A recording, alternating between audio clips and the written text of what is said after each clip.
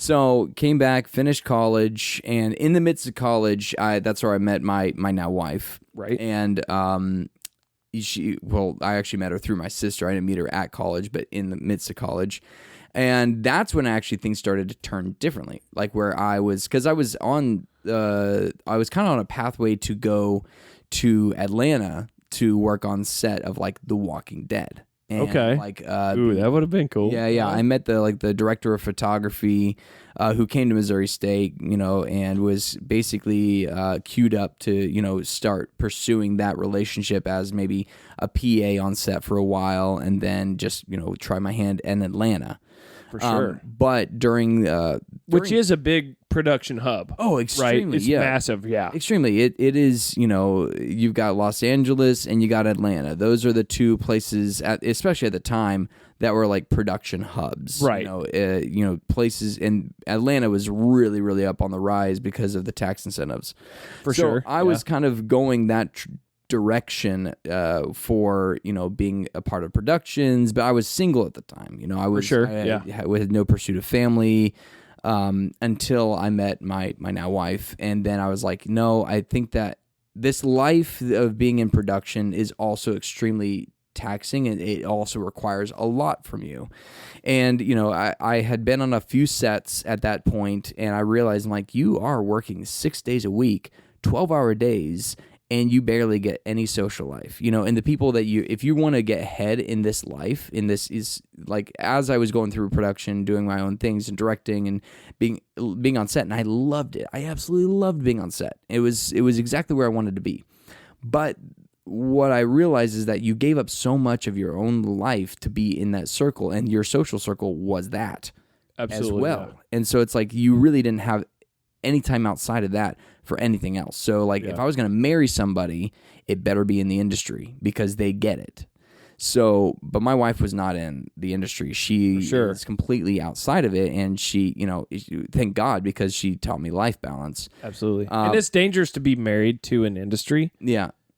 With a spouse outside the industry, because there's dangerous. Always this conflict, there's always butting heads, there's always this understanding, this resentment, and I'll even get to the resentment part because that's still, okay, yeah. part that's still a thing. But I decided at that point that like, okay, I don't want to have this be only I don't want this to be only my life focus. I want to have for sure a real life outside of this. So essentially I could do, 12 hours a day, 6 days a week, and then have no social life outside of that, and could then go to bars and hang out with these people to get ahead, because you have to network. And Smooge a little bit. Yeah. Exactly. You got to smooge a little bit. And there's still that goes on today, but to a different degree. For sure. And you could do 10 years of doing that kind of path to get where you want to go, or you do a different path. You do your own thing, your own small video production. You start developing that slowly. You do a 30-year path, enjoying the journey. And I was like, but you still get to go where you want to go. Dude. So you could either do the shortcut, hating it, or you could do the long way around, enjoying the journey. And, as J.R.R. Tolkien always, is not about the destination, it's about the journey along the way. Absolutely, so yeah. I'll take a long road trip, so I would rather do that and enjoy my life a bit more, for sure, find my own path, than having to fall in line with the system that I think is pretty taxing and requires a lot of you. And still, it still does require a lot of you today, and especially this own independent world, especially when you're running your own business. That requires its own set of its own set of requirements. Exactly, pros and cons. But what I found with that is there was more freedom in it. There was more freedom in pursuing the things exactly what I wanted to do. So I honestly jumped into weddings. And that was like and I was in college at the time. I was like a senior year, 2012, I think. I graduated in 2013. So like early 2012, I'm like, okay, I'm going to start my own business. I'm going to do video production for commercial, small businesses, commercials, and weddings. I had some friends that were in the wedding industry. They basically gave me my first, go at it, and said, hey, do this wedding, a couple weddings for free, get your, see how the weddings run, then you can start charging. And I jumped in. I was like, perfect. This is a great way for me to learn how to run a business. Okay, for anybody who wants to start their own video production company, I think that weddings are the best testing grounds because you are basically getting paid to learn, essentially, because you go to a wedding, you know, no matter how small or big the wedding is, you're still going to receive a paycheck for the most part. Like there's not like an experience except for the first like one or two. Yeah. There's no experience. Like, you got to work, you got to always do work for free. You got to do specs and all that jazz. That's in the commercial realm. And there's still all that goes on today. Like I still do a lot of free stuff because of the way that business works. But in weddings, you get to learn how to run a business. You get to learn how to make people, look good on camera who aren't comfortable looking good on camera or just comfortable having cameras shoved in their face all the time. You get to really, really develop your people skills. You get to work with unfavorable conditions. Like I got to find good light very quickly. I've got 5 minutes. You find the light, you find the angle, you bring the person in, you give quick direction, then you move on. And that was like the combination of that, and then you work on a good timeline. And you have it all encompassed in this one day. All these lessons in one spot. Exactly. Is that right? Yeah. I mean, like sometimes the weddings like move locations, but it's all like like within a few days, like you kind of do all these things. Yeah. And so then you can repeat the same story. And like, all right, if I'm taking the same story and then reinventing it every single time, as far as like, I want to test how I tell this story. I want to test, I want to see how I would test it. Because sometimes like, the speeches are fantastic. All right, that's going to be my leading lines. I'm going to use the speeches as my propellant forward of the story of the wedding. Or it's like, oh, the speeches weren't that great. Did their vows have anything good? Oh, then you jump over to their vows. Like, okay, that was the propelling line. Right. So you use their vows as the kind of the tissue that propels the story forward. So there's so much innovation within this sandbox that you get to like tell different stories, and you get to tell the same story in a different way. Okay, yeah. You've got options there. Exactly. And there's, then you start developing a formula. Then you start, again, training grounds. Right. And you're developing a business through that, and you're getting a well-oiled machine. And then, so I found myself like creating this little,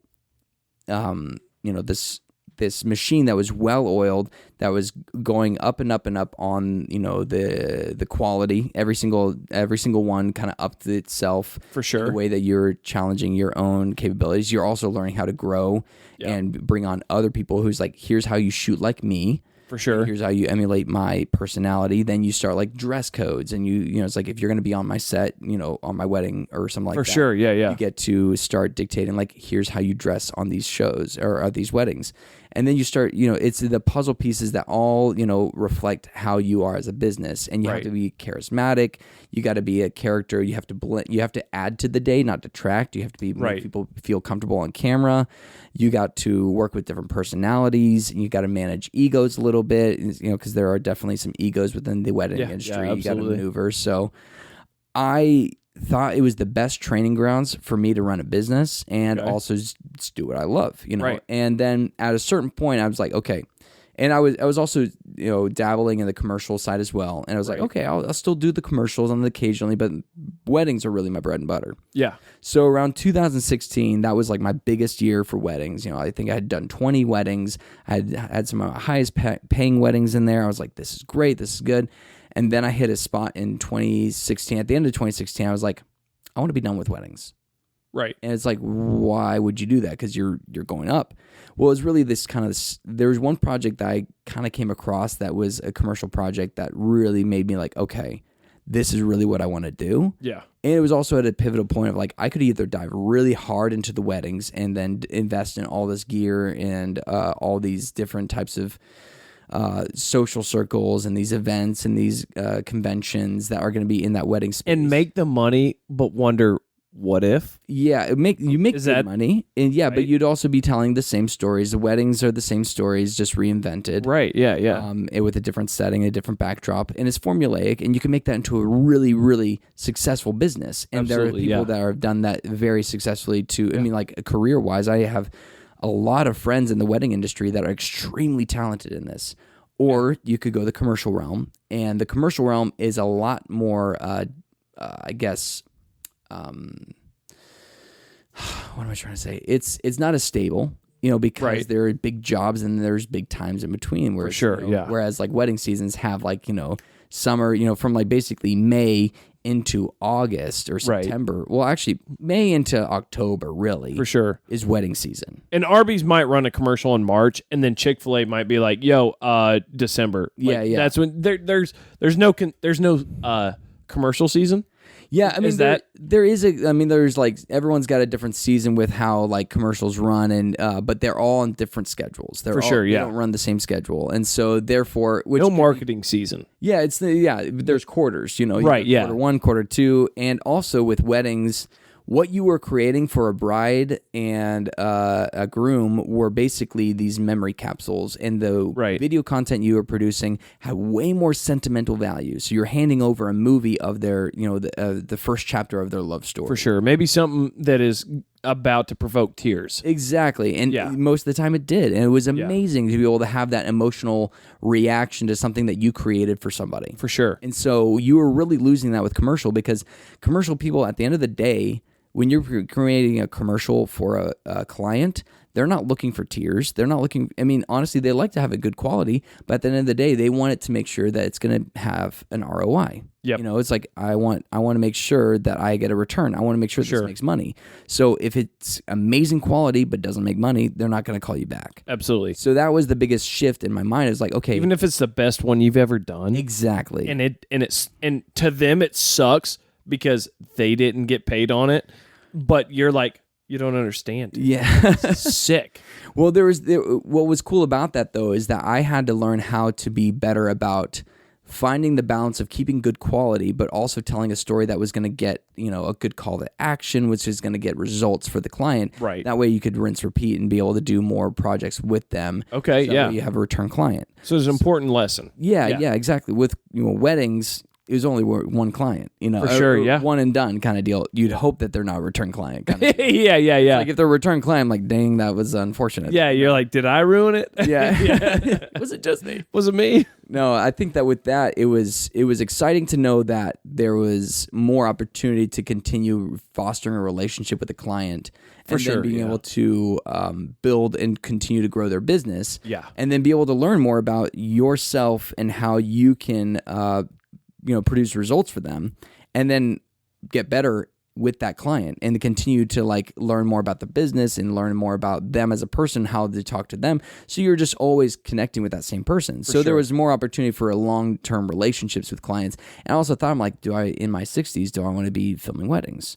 Right. Probably not, but I'd rather direct commercials when I'm in my 60s. Absolutely. And so I also want my weekends back. So that was a huge thing. So 2016, I said, I'm done. I think I'm going to turn off my wedding thing. I'll finish out the contracts that I've started, and then I'll only take very select few. Like if it would have to be very like there's an exception kind of deal. For sure, yeah. So since then, I turned it off and basically started from scratch, essentially, because then I was like, I took weddings off my website. And I didn't have a ton of commercial work, but I really had to take a lot. I had to take a huge pay cut because I wasn't able to demand the certain price points that I was demanding during weddings. And so I had to take a price cut, a giant, pay cut, essentially, and then tell my wife, trust me. Yeah, it's a tough thing to do. Yeah. And then on top of that, she's also not in the industry. And when you're running your own business, goes for anybody who's running their own business, even outside of video work, that you have to have balance in life, with that. And you have to make sure that you are keeping to a schedule. And I'm kind of bad about it because I love what I do so much. For sure. I really get lost in it sometimes. Yeah. But also at the same time, it demands a lot of you. It demands probably 60 hours of your attention because you're also your accountant. You're also your own, your own marketing. You're your own labor. You're your own. Exactly. Yeah. And I was working in the business and not on the business. Right. And that's the difference, is like I was doing a lot of that. And so there's, tension and resentment a little Absolutely, bit. Yeah. As we learn, and she expresses herself to like, hey, you gotta pull yourself out of this because there's more to it than just this. Absolutely, yeah. And so that was good for her to keep my life balanced, like try to work more of a 9 to 5. Yeah. And try to be a little bit more calculated about your scheduling so that way you don't end up in situations. And also another filmmaker here in Springfield actually taught me is this worth losing sleep over? And things that like that, I'm like, most of the time, no, I'd rather have a good night's sleep. Absolutely. So, yeah. Except for those occasional I have to really stay up the night for. Yeah. But if you're staying up and working on it, like, that's okay. It's okay every once in a while. But if you're laying in bed and thinking about it, go work on it. You know what I mean? Yeah, I think that in those contexts, like I needed to be better about shutting it off because I needed to be able to give my wife and my family and now my 3 kids the attention that they needed to be able to grow and foster and not be an absent dad. So, absolutely, yeah. It is. It's tough to I don't know. It's a tough balance. Yeah. To compartmentalize, like rein it in and go family, work. Yeah. Especially with kids, when the kids came into the scene, it for sure became a way more harder division of like family work. But also, she'd only really dealt with a father that had, So she only really dealt with a father that was a 9 to 5. He always worked for somebody else. He was a pastor at a church, and so he still was working with the church. I mean, it was very involved, right? But still, there was like a office hours. It was office hours, 9 to 5, and so I had to kind of learn to develop a 9 to 5, which was a very important thing for me to remember to keep because of good life parameters, life boundaries, and work boundaries and life balance. Absolutely, yeah. And that's hard to do with something that you love so deeply because I had such I have such a deep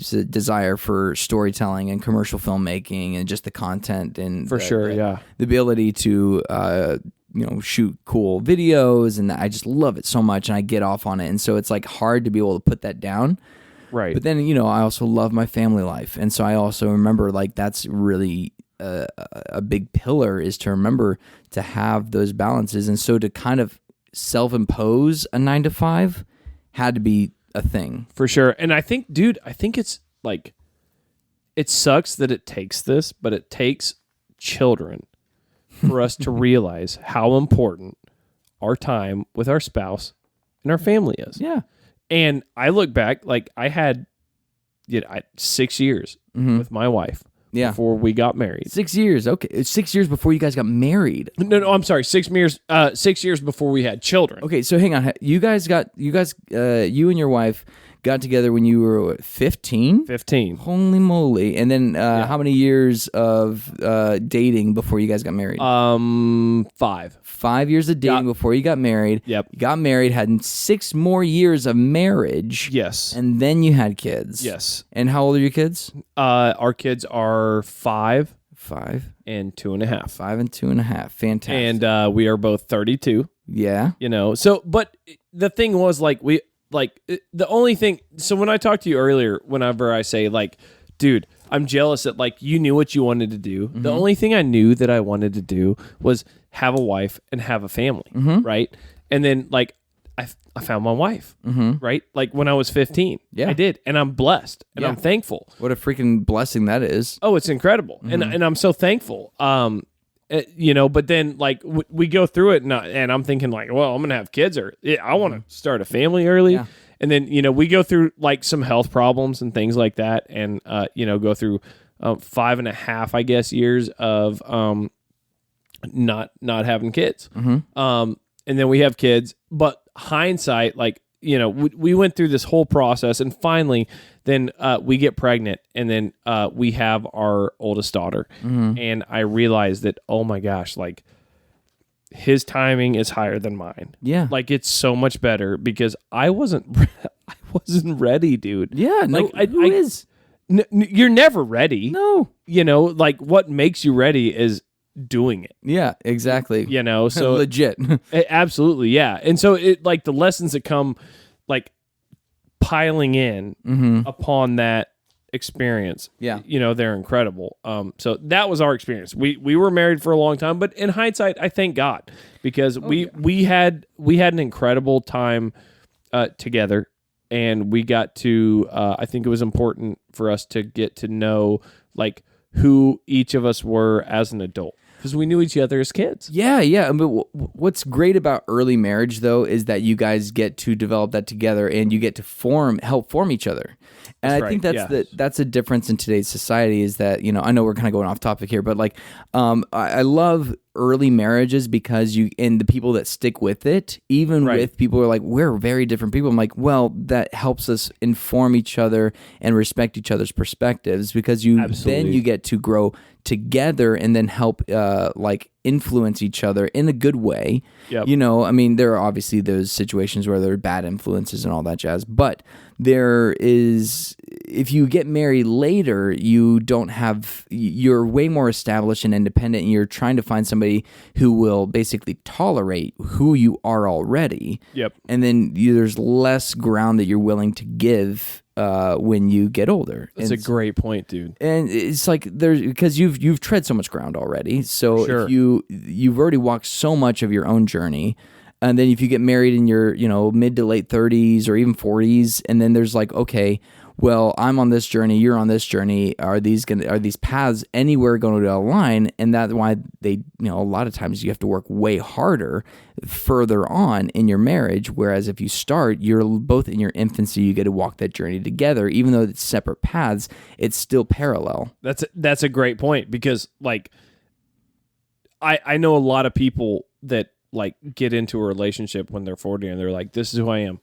Take it or don't. Take it or leave it. And there's no opportunity for growth or perspective. For sure. And your spouse gives you so much perspective of like, here's how I grew up. I remember year 2 was actually my wife and my hardest year because we grew up with both very great parents, very good scenarios, but also very different. And we were butting heads because we didn't have we were butting heads a lot because we had our baseline of like morals and ethics and faith down, but the details were different, and we were getting hung up on the details.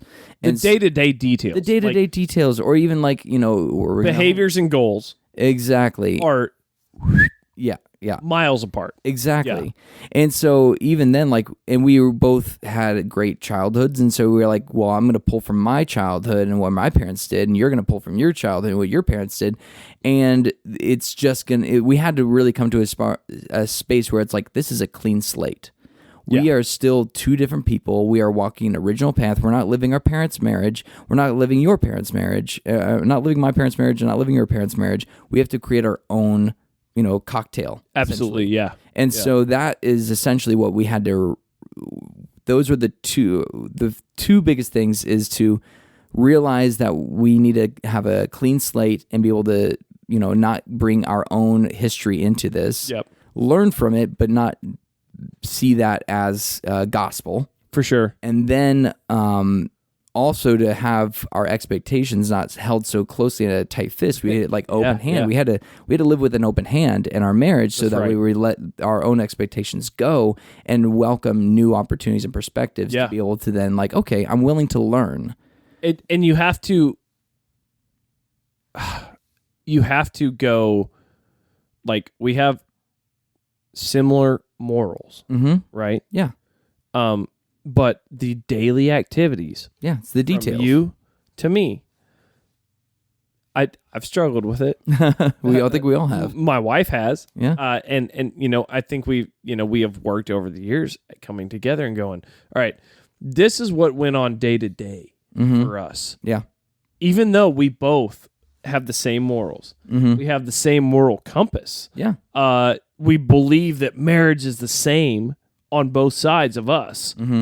But day to day, this is what happened over here. Yeah. Day to day, this is what happened over here. And then you go, all right, well, we'll take a little bit of this, take a little bit of this. But dadgummit, dude, it takes some humility to go, I'm going to shut the hell up. Yeah. And like, I'll give you 15% of this.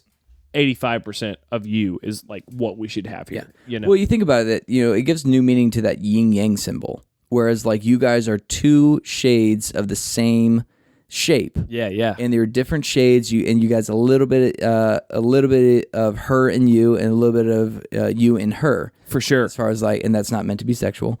That's that was just more so. It's all right like, if it is, dude. No big deal, man. Well, I mean, we send it metaphorically and physically. Yeah. But there's so much of that forming of a union in a circle of two differences that make a cohesive unity that is complete and beautiful. And there's that complete circle. So I love, I've kind of come back around to that yin yang kind of symbol. I always thought it was like, oh, it's a new agey kind of symbol. It's like, no, it's actually a perfect sign of unity. For sure. The way that people come together and how, spouses are meant to fit each other's and be able to complete honestly, God's unity of how we're supposed to fill those things. Like, I'm not supposed to be feminine. She's not supposed to be masculine. No. So we should be able to fulfill those roles. Yep. And come together to produce the perfect mixture for whatever your child is. And trust each other in those spaces. That's exactly right. I don't need to be making decisions, her motherly decisions, and she doesn't need to be making fatherly decisions.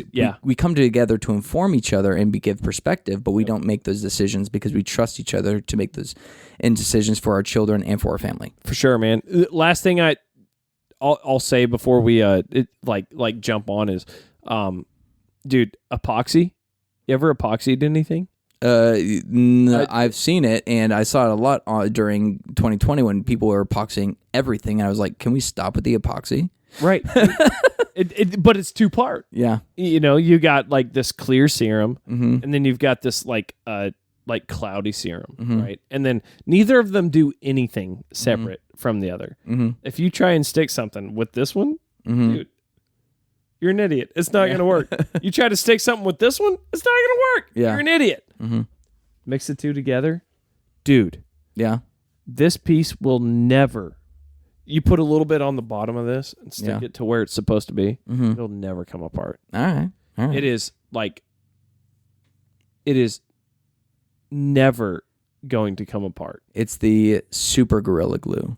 That's exactly what it is, dude. Yeah. Marriage is super Gorilla Glue. Yeah, that's right. That's a Home Depot reference.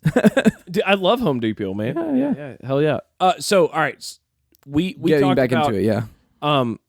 You finding balance. Obviously had to find balance, mm-hmm. like with your family because it's tough. Yeah, absolutely. Especially like, dude, you jumped in and you pursued your passion, which mm-hmm. I admire and I appreciate. Yeah. You went after your passion.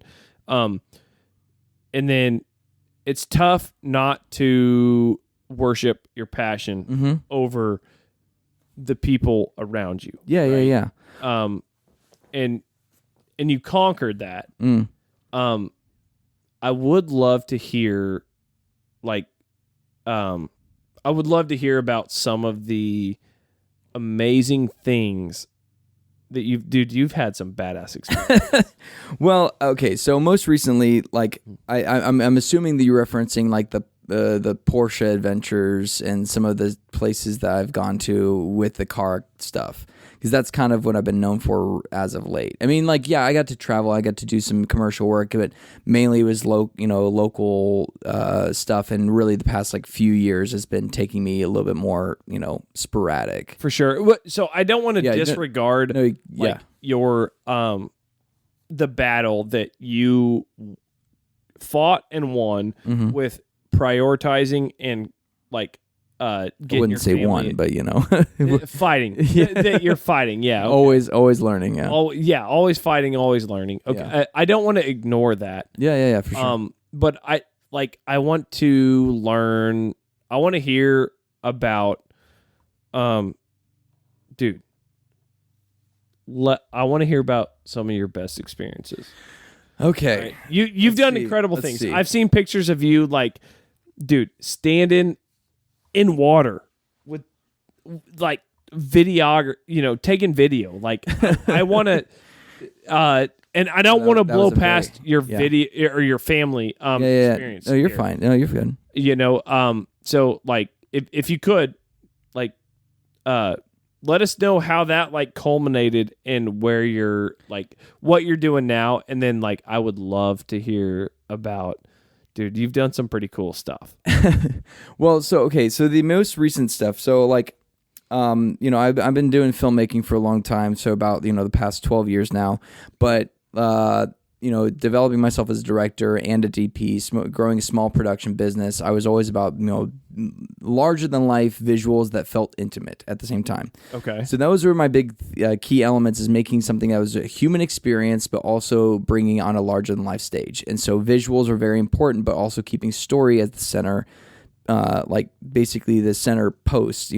Always keeping story at center was extremely important to me. And in Washington State, so I moved, long story short, I got married, moved to Washington State, moved my business up there, was doing the wedding space, diverted from that, started doing when you guys moved, space, yeah. Sorry to interrupt. No, you're good. Did you guys have kids yet? No kids. We literally moved the year that we got married. So we got married in 2014, moved there right after, and basically, I had built my business for 2 years in Springfield and was mainly just a wedding videographer at the time.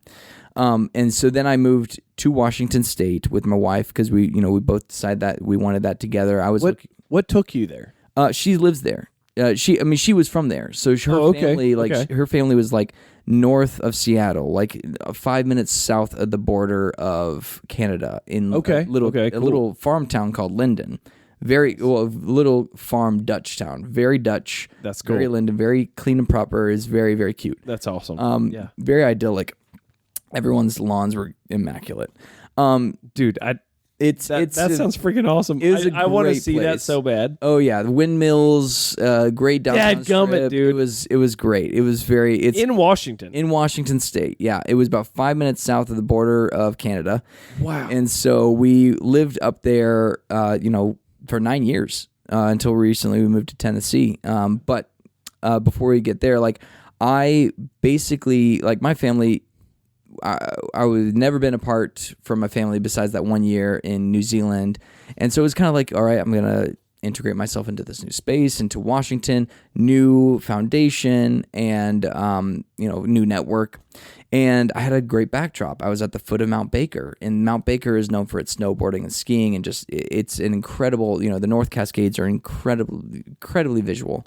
So I had a great, playground to kind of experiment and do some fun shooting and do some travel filmmaking. That's where I thought I wanted to be in, is like doing the travel videos that were really popular back in like 2016, 2015. So I was like, oh man, I'm gonna do that. I'm gonna travel. I'm gonna do a lot of these road trip films and these cool experiences.